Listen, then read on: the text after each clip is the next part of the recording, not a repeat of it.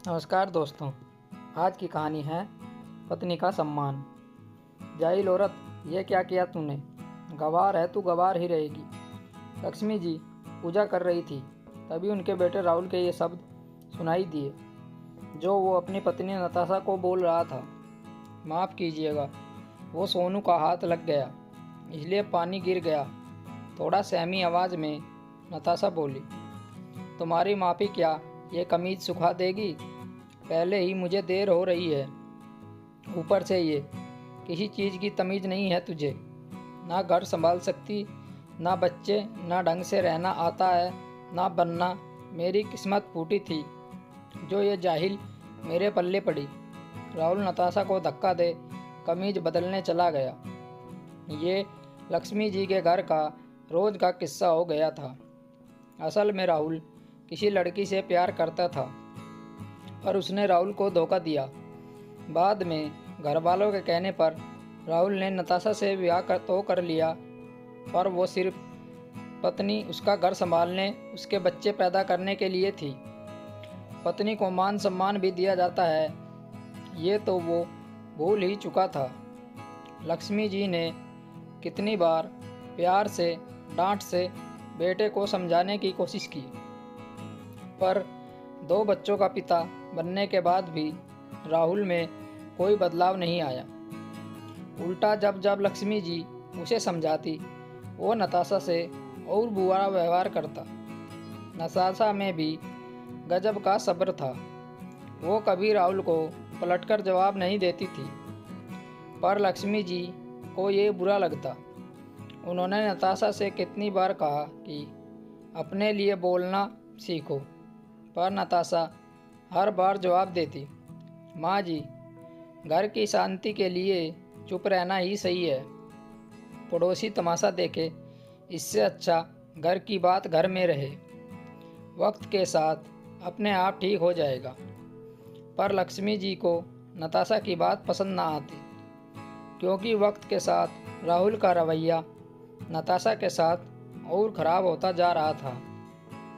हे देवी माता, इस बच्ची की रक्षा करना। जाने इतना सब्र लाती कहाँ से है।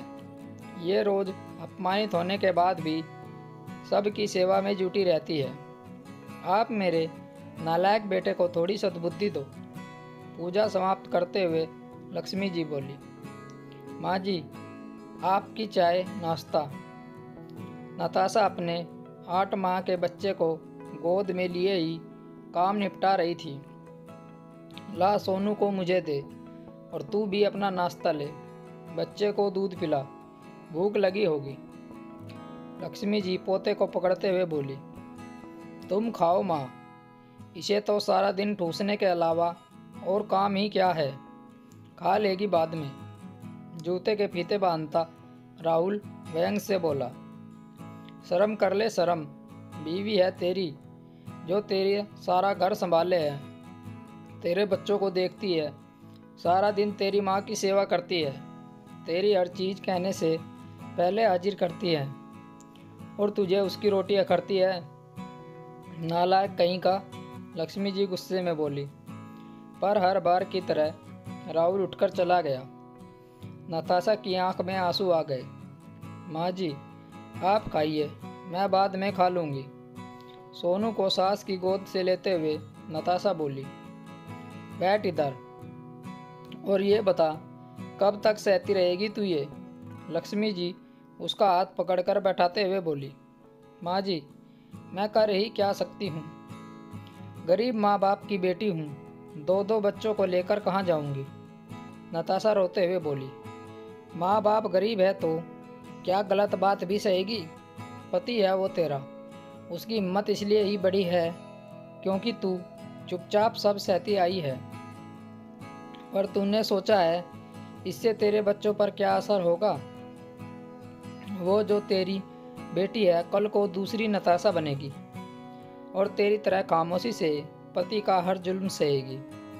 और जो ये सोनू है ना, ये दूसरा राहुल बनेगा और अपनी बीवी पर ऐसे ही जुल्म करेगा, क्योंकि ये सब यही देख बड़े हो रहे हैं। समझी तू? तेरी एक चुप्पी भविष्य के लिए कितनी घातक होगी, तू सोच भी नहीं सकती, लक्ष्मी जी बोली। उनकी बात सुन नताशा सोच में पड़ गई, क्योंकि सास कुछ भी गलत तो नहीं कह रही थी। माँ जी, मुझे क्या करना चाहिए? मैं तो घर छोड़कर भी नहीं जा सकती, नताशा रोते हुए बोली। तू ये घर छोड़कर क्यों जाएगी? ये तेरा घर भी है, उतना ही जितना बाकी सबका, लक्ष्मी जी बोली। तो मैं क्या करूँ माँ जी? बेबस नताशा बोली। उसे सबक सिखा, उसे अपनी अहमियत बता, उसे ये बता कि इस घर में उसकी और हम सबकी ज़िंदगी में तेरा क्या महत्व है। तू गवार नहीं है, ना ही जाहिल है, समझी? तेरी ये माँ तेरे साथ है, ये बोल लक्ष्मी जी ने नताशा के कान में कुछ कहा।